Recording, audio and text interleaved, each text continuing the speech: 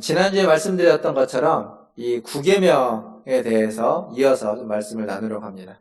지난주에 내 이웃에 대하여 거짓 증거하지 말라라고 하는 말씀을 나누면서 뭐라고 말씀드렸냐면, 거짓말에 초점을 두기보다는 거짓 증인이라는 사람에 초점을 두고 지난주에 말씀드렸습니다. 그래서 거짓 증인은 그가 하는 거짓말로 말미암아서, 거짓 증언으로 말미암아서 상대방이 해를 입기도 하지만 동시에 자기가 하는 거짓 증언, 즉 거짓 증인인 자기가 하는 거짓 증언으로 말미암아 자기도 도리어 해를 입기 때문에 그것은 위험한 것이다, 그렇게 말씀을 드렸죠. 그렇다면 어떻게 살아가야 될 것인가? 거짓으로 가득 찬 세상에서 거짓 증언을 하지 않는, 거짓말을 하지 않는 거짓 증인이 아닌 참 증인으로 살아가기 위해서 우리는 어떻게 해야 되는가 라고 말씀을 드리면서, 그것은 우리가 순수한 사람, 하나님께 가까이 가는 어떤 순수하고 순결한 사람이 되어야 된다. 그러니까 개인적인 의지와 결단만으로 될 수 있는 것이 아니라 하나님 곁에 가서 하나님의 그 순수함과 순결함에 물들어서 그 순수함의 사람을 유지해 나갈 때, 그래서 우리는 거짓 증언을 하지 않는 거짓 증인이 아닌 참 증인으로 살아갈 수 있다라고 말씀드렸습니다. 기억하시면서 저와 여러분, 우리 모두가 하나님께 더 가까이 가는 하나님의 순결함을 닮은 순결한 사람들, 순수한 사람들 다 되시기를 주님의 이름으로 축원합니다. 오늘은 그것에 이어서 이 구계명의 또 다른 부분을 생각해 보려고 합니다. 지난주에는 거짓말에 대해서 제가 몇 가지 그냥 예만 두고 말씀을 안 드렸지만, 오늘은 거짓말에 대해서, 특별히 하얀 거짓말이라고 이야기할 수 있는 거짓말에 대해서 좀 생각을 해보고, 그리고 내 이웃에 대하여 라고 되어 있는데 이 이웃에 대한 얘기를 좀 같이 생각해 보려고 합니다. 거짓말에는 남에게 해를 끼치는 거짓말이 있습니다. 그렇지만 남에게 해를 끼치지 않는 거짓말도 있습니다. 이 해를 끼치지 않는 거짓말을 일명 하얀 거짓말이라고 부릅니다. 탈무드에는 두 가지의 하얀 거짓말을 이야기합니다. 하나는 무엇이냐면, 누군가 어떤 물건을 샀는데 그 물건이 안 좋은 거라 할지라도, 쉽게 말하면 이제 바가지를 써서 산 거라 할지라도 그 물건을 이미 샀다면 그 물건 좋은 거라고 이야기해 주라는 겁니다. 좋은 거라고 거짓말 하라는 거죠. 그 사람을 위해서. 또 어떤 거짓말이 있냐면, 친구가 결혼을 했는데 결혼한 상대자가 그렇게 별로 예쁘지 않고 좋은 사람이 아니어도 그 사람이 미남미녀라고 좋은 말을 해주라고 이야기합니다. 이게 탈무드에 있는 하얀 거짓말의 예입니다. 근데 이건 탈무드에만 있는 게 아니고요, 우리 그 동양에도 있습니다. 특별히 중국에는 아예 이걸 이렇게 이름을 붙여 있습니다. 규은이라고 해서, 규은은 뭐냐면 앞에서 이야기한 것처럼 거짓말인데, 어떤 거짓말이냐면 여자에 대해서 이야기하는 건데, 그 여자가 아무리 우리가 생각처럼 좀 밉고 좀 예쁘지 않아도 곱고 예쁘다고 말해주라 라는 말입니다. 그리고 환은이라는 말이 있습니다. 환은이라는 거짓말이 있는데, 그건 뭐냐면, 불치병에 걸리는 환자가 있는데 불치병에 걸려있다 할지라도 그 사람에게 나을 수 있다라는 거짓말을 하라라고 되어 있습니다. 어찌 보면 이건 하나의 어떤 소망을 말해주고 그 사람을 위로해주는 위로의 말들입니다. 근데 실제로 그냥 팩트라고 하는 걸 놓고 보면 거짓말일 수도 있는 거죠.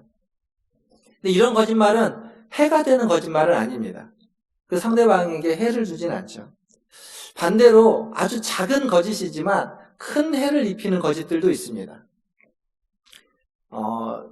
꽤 좀 된 한 10여 년 전쯤 중국이 그런 경우들이 있는데, 중국에 있는 그 분유에 멜라닌이라는 화학약품을 섞어서 판매해서 굉장히 큰 문제가 된 적이 있습니다. 근데 그 멜라닌 때문에 수십 명의 아이들이 죽기도 하고, 그리고 수백 명의 아이들이 결석에 감염되고 있기도 했습니다. 근데 이게 중국만의 이야기가 아니라 얼마 전까지도 우리나라에 그 재판이 진행됐던 가습기 살균제 사건도 마찬가지입니다. 정부에 공식적으로 등록된 피해자만 5, 6천 명 가까이가 되고, 그 중에 사망자만 1,000여 명이 넘습니다. 그리고 그 가습기 살균제의 영향을 받았던 사람, 그거에 노출된 사람은 제가 기사를 검색해 보니까 3,400만 명이나 된다고 합니다. 그것 때문에 건강이 문제가 생겼던 사람은 5, 60만 명 정도다라고 이제 정확하지 않으니까 추정을 하고 있습니다. 그러니까 엄청난 영향을 끼친 겁니다. 별것 아닌 거라고 생각했던 건데 굉장히 큰 영향을 준 거죠. 이뿐만 아닙니다. 그 영화 재심이라는 영화가 있는데, 재심이라는 영화를 보면 그 익산에서 일어났던 약촌 오거리 택시 살인 사건, 택시기사 살인 사건이 있습니다. 근데 그게 그 경찰들이 범인을 조작해서 만들어낸 사건 해서 재심이라는 영화로 나왔고 실제로 재심이 됐죠. 그것뿐만 아니라 그것 때문에 또 알려진 또 하나의 재심 사건 중에 그 삼례 나라 슈퍼 3인조 강도 사건. 들어보셨는지 모르겠는데 그 삼례가 저희 부모님 계신 데입니다. 저희 부모님 계신 데인데 그 3인조 강도가 있었는데 나중에 실제로 그 살인을 저질렀던 강도들이 자수를 했는데도 불구하고 경찰이 그걸 묻어버립니다. 그래서 약자들, 아무런 힘이 없는 약자들에게 그런 죄를 뒤집어 씌운 사건들이 있었습니다. 그리고 가장 최근에는 그 서울시 공무원 유우성 씨의 간첩 조작 사건. 그것도 재판 중에 그것이 조작이라는 것이 알려져서 재판이 이제 중간에 기각되고 끝났죠. 그러니까 이건 다 거짓말들입니다. 거짓말로 만들어낸 사건들. 그 거짓으로 말미암아 사람에게 죄를 씌우고 거짓으로 말미암아서 사람들에게 해를 입힌 사건들이 되는 거죠. 뭐 어떤 거짓말은 하얀 거짓말이고 어떤 거짓말은 해를 입히는 뭐 하얀의 반대라고 표현하면 검은 거짓말일까요? 다른 말로 바꾸면 거짓말이라는 것이 어디까지 용인이 되는 걸까요? 어디까지 허용이 되고 어느 선을 넘어섰을 때 그것은 허용되지 않는 검은 거짓말이 되는 걸까요? 그 기독교 윤리학에서는 이 거짓말을 4가지로 나눕니다. 4가지를 나누고 앞에 3가지는 허용이 되고 뒤에 1가지는 허용될 수 없다라고 말합니다. 그 4가지가 뭐냐면 첫째는 유머를 목적으로 하는 거짓말. 그렇죠. 그 개그나 이런 재미를 목적으로 해서 만우절 같은 겁니다. 특별히 만우절날 하는 거짓말. 이런 것들은 해를 입히지 않기 때문에 그런 것들은 허용될 수 있다라는 거죠. 두 번째는 예의상 하는 거짓말. 앞에서 얘기했던 규훈이라든지 혹은 이 탈무드에서 얘기했던 것들이 예의상 하는 거짓말에 속할 겁니다. 그런 것들은 허용될 수 있다라고 말합니다. 그리고 세 번째는 불가피한 거짓말. 그러니까 어쩔 수 없이 거짓말을 할 수밖에 없는 상황. 내가 거짓말을 안 하면 다른 사람이 해를 입거나 혹은 나의 가족, 내가 해를 입게 될 때 거짓말을 하게 되는 거짓말.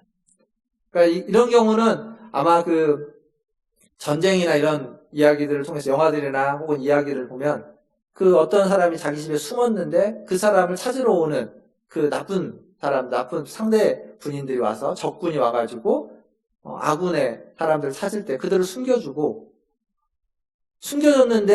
숨겨졌다고 진실을 이야기하는 것은 그들을 죽이는 거죠. 그래서 하는 거짓말. 그런 것들일 겁니다. 불가피한 거짓말. 이런 것들은 용인될 수 있다라고 이야기합니다. 하지만 용인될 수 없는 거짓말은 이웃에게 해를 끼치는 거짓말이라는 거죠. 이웃에게 해를 끼치는 거짓말. 사실 성경에 이 불가피한 거짓말의 예가 생각보다 여러 번 있습니다. 특별히 출애굽기 1장에 가보면 이 히브리 3파, 시브라와 부하라고 하는 2명의 히브리 3파가 등장합니다.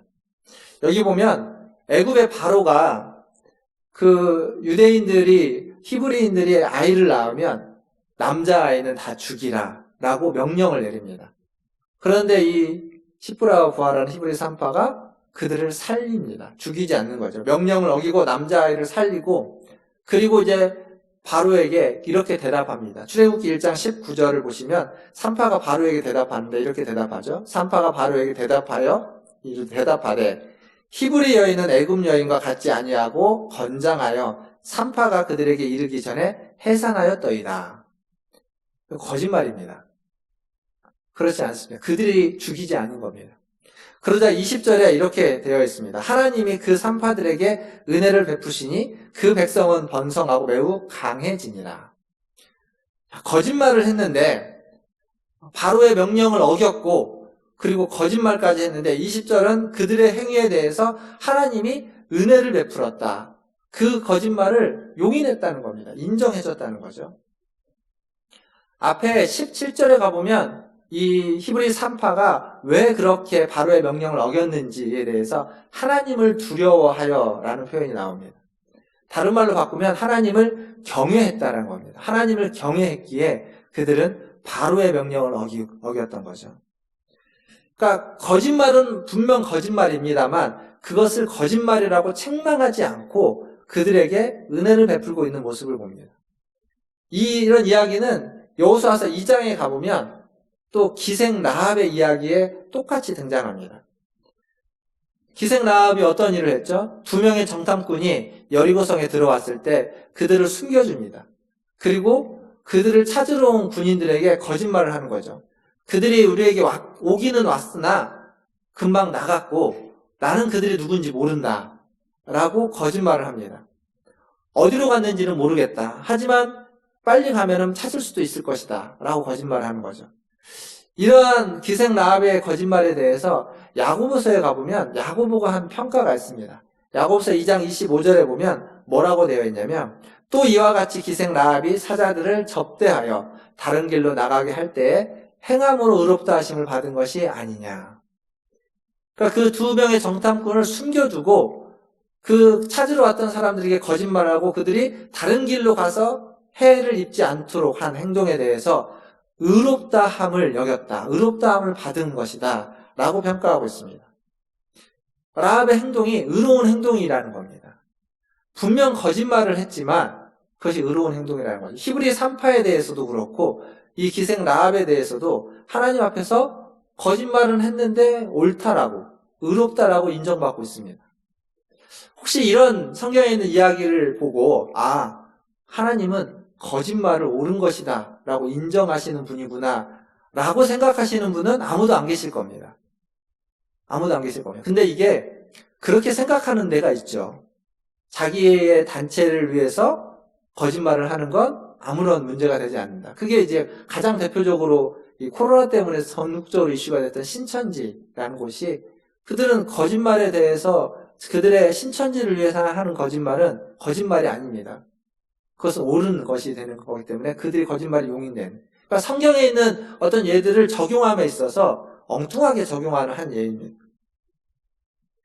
중요한 건 이들의 거짓말을 하나님이 인정해 준 것이 아니라 거짓말이라는 것 자체가 중요한 것이 아니라 그들이 생명을 살리기 위해서 한 행동입니다. 어린아이들을 남자아이들을 살리기 위해서 한 행동이고 그리고 2명의 정탐꾼을 살리기 위해서 한 행동입니다. 물론 기생 라합은 거기에는 자기의 생명도 함께 살기 위해서 덧붙여져 있죠. 생명을 살리기 위한 행동이었기 때문에 그 행동이 인정받은 것이지 거짓말 자체가 용인된 것이 아닙니다. 송태근 목사님, 삼일교회를 담당하고 있는 송태근 목사님이 이 9계명을 설교하면서 거짓말에 대해서 이렇게 이야기를 했습니다. 거짓말은 그것이 사실이냐 아니냐를 기준으로 삼아서는 안 되고 그것이 생명을 살리느냐 아니면 생명을 죽이느냐를 기준으로 삼아서 규정 지어야 된다라고까지 이야기했습니다. 사실 이 얘기는 이게 좀 너무나 옳고 그름에 대해서 그냥 간과해 버릴 수도 있는 얘기이기도 합니다. 그러나 여기서 중요한 건 뭐냐면 거짓말 자체의 문제가 아니라는 겁니다. 그것이 생명을 살리느냐 살리지 않느냐의 문제라는 거죠. 사실 정탐꾼을 숨겨놨던 기생 라합이나 아이를 살려준 히브리 3파 모두 그들의 목숨을 걸고 거짓말을 한 겁니다. 그냥 일반적으로 하는 거짓말이 아니라 그것이 들켰을 때 그들의 목숨이 걸려 있는 겁니다. 그러니까 거짓말이라는 것 자체가 그냥 쉽게 했던 건 아니에요. 다 자신의 생명을 걸고 다른 이의 생명을 살린 행동인 거죠. 그래서 믿음의 행동이 되고 의로운 행동이 되고 그리고 사람에 대한 어떤 인애라고 얘기하는 헤세드가 녹아있는 행동이다라고까지 말해줄 수 있습니다. 여기서 중요한 건 거짓말 자체가 선하거나 거짓말 자체가 악하거나 라고 하는 얘기가 아니라는 겁니다. 거짓말도 선할 수 있고 참말도 악할 수 있다는 사실을 우리는 잊어서는 안 됩니다. 그러니까 거짓말 자체에 선이 있고 악이 있고 우리가 팩트라고 이야기하는 것 자체에 선이 있고 악이 있고 하는 것이 아니라 그것 자체도 어떻게 사용되고 어떻게 쓰여지냐에 따라서 악이 될 수 있고 선이 될 수 있다는 거죠. 그러니까 거짓말이든 참말이든 그것이 선이 되고 악이 되는 데에는 뭐가 있냐면 모든 말은 다 다른 이웃과 다른 사람과 관계에 있다는 겁니다. 모든 말은 그냥 말 자체로 독립돼서 존재되지 않고 그것은 그 말은 다른 사람과의 관계에서 선과 악이 결정되고 또 다른 의미로 보면 성경에서는 그 모든 말은 하나님과의 관계에서 선과 악이 결정되는 겁니다. 그래서 마태복음 12장 36절과 37절은 무익한 말조차도 하나님이 들으시고 우리의 말로 하나님이 우리를 의롭다 하기도 하고 우리의 말로 하나님이 우리를 정죄하기도 한다는 거죠.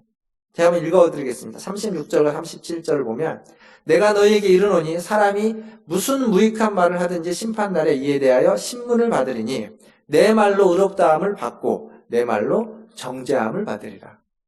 여기에 이 말은 거짓말이냐 참말이냐를 따지지 않고 모든 말이 다 하나님과의 관계에서 의롭다함을 받을 수도 있고 그리고 정죄를 받을 수도 있는 말이라는 겁니다. 그러니까 우리의 모든 말은 그 말이 이웃을 향해서 이웃의 생명과 자유를 지키고 보호하는 말이냐 하나님과의 관계에서 의롭다함을 받는 이야기냐 아니면 정죄함을 받는 이야기냐에 따라서 가치가 정해지는 겁니다. 거짓 증언을 하지 말라, 거짓 증거를 하지 말라라고 하는 구계명에 담겨진 뜻은 우리가 어떤 말을 할 때 그 말로 의롭다함을 받을 수 있는 말을 하라라는 이야기가 되는 겁니다. 이것이 십계명의 9번째 계명에 담겨진 의미입니다.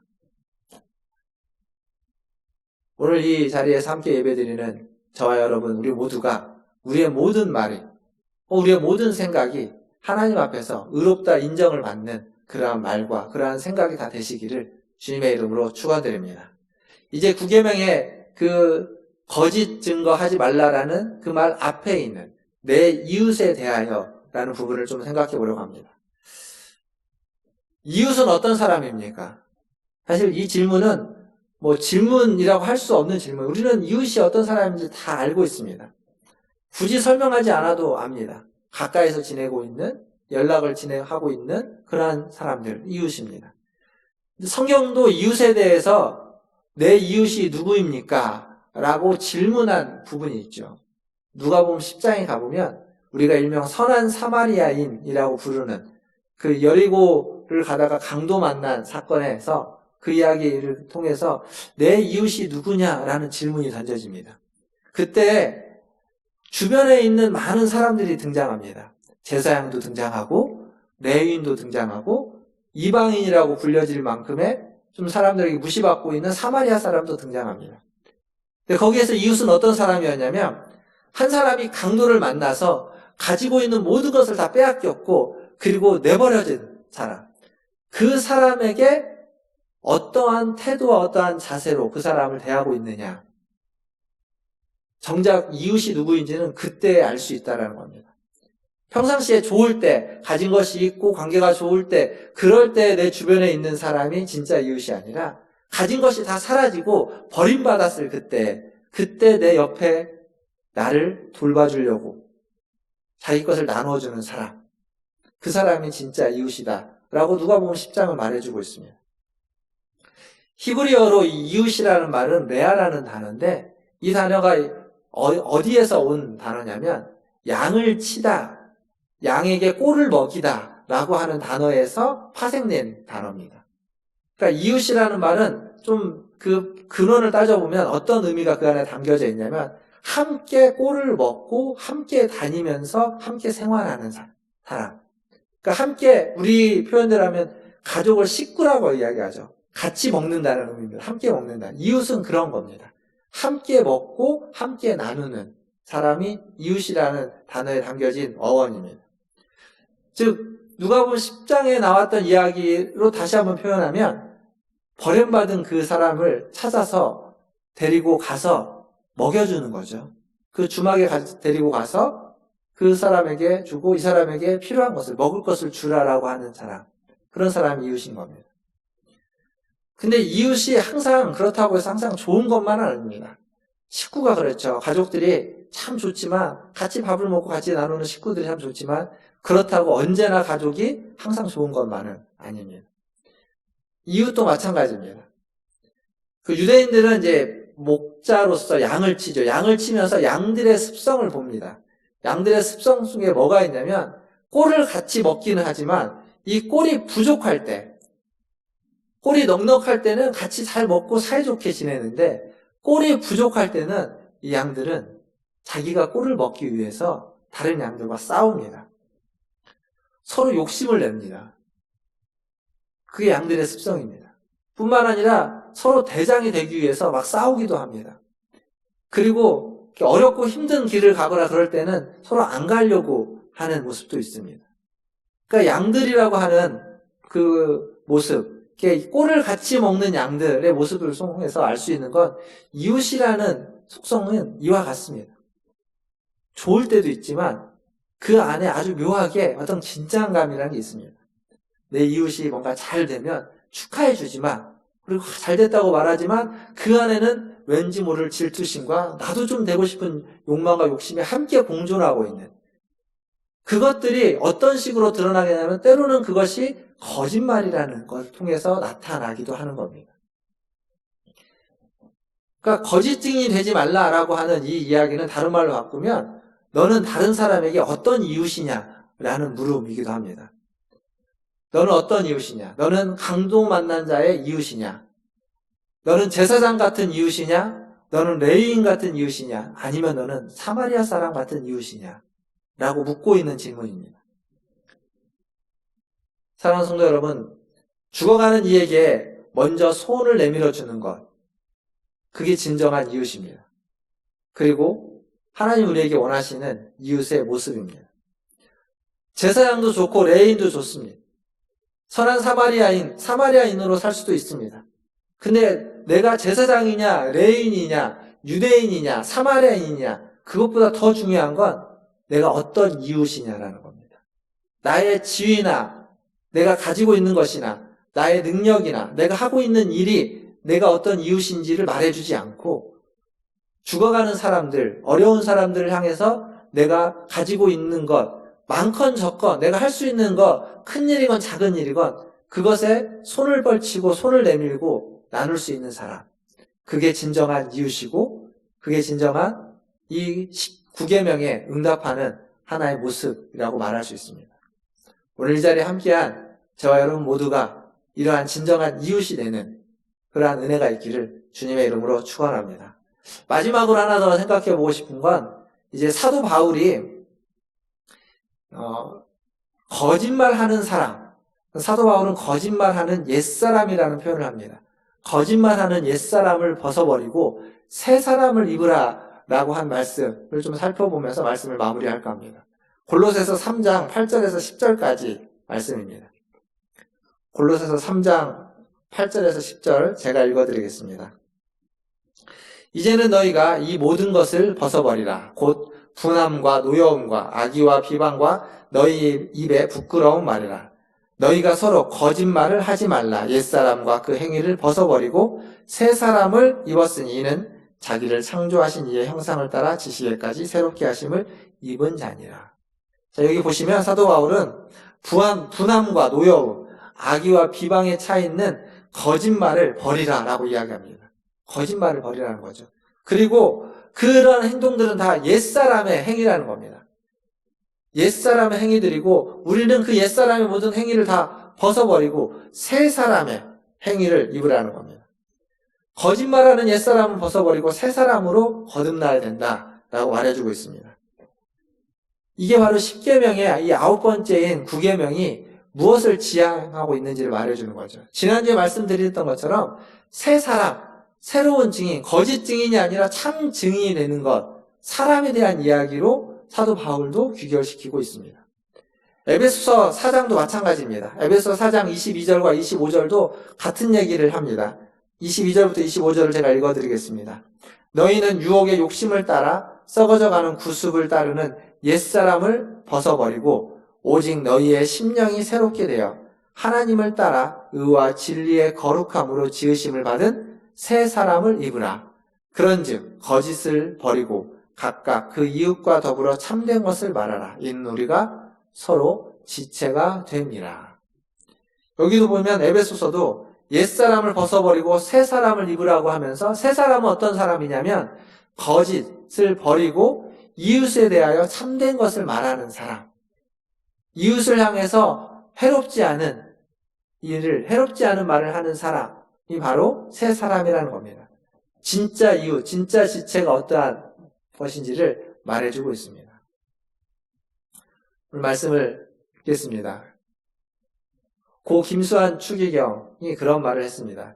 김수환 추기경은 외국어에 굉장히 능통했는데 본인은 스스로 2개의 언어를 아주 잘한다고 이야기했다고 합니다. 그래서 어느 날 한 신부가 식사를 하는 중에 김수환 추기경에게 물었습니다.